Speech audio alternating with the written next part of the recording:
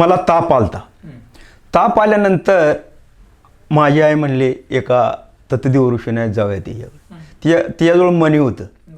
मग मणी असल्यावर तिनं काढलं मणी आणि मणी ती अशी हाताने फिरवा लागली. तांबे खाली ठेवला आणि ती हातानं फिरवा लागली मणी. मी म्हणलं तू हातानंच फिरवतीस मणी असं काय?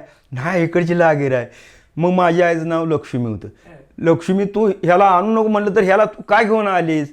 पोर हे असं आडवं बोलते. आता मी हाताने फिरवते ना देव फिरवतोय म्हणायची म्हणी आणि तू कशी काय अशी करायला लागलीस? आणि ती हातानं अशी असं तांब्याला याडा मारायची असं.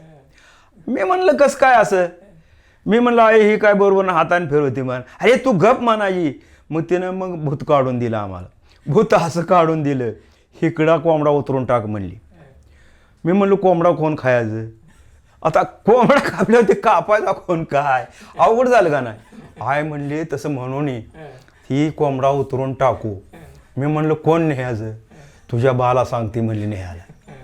मग त्यानं कोंबडा उतरला. मग पुन्हा ती कोंबडा झाल्यावर पुन्हा ते टाकून आल्यानंतर ते कोंबडा आमच्याच घरी आला. आता किती अवघड झालं. मग आता कोंबडा आल्यानंतर आमची आई गेली ते कोंबडा महागारी आला. अग चोकलं तुमचं म्हणली. मी सांगाय चोकली. कोंबडा महागारी आला म्हणलं अजून ती आले बघ महागारी म्हणली. भूत महागारी आले कसं काय म्हणलं काय? माझा तापही झाला निवला ताप.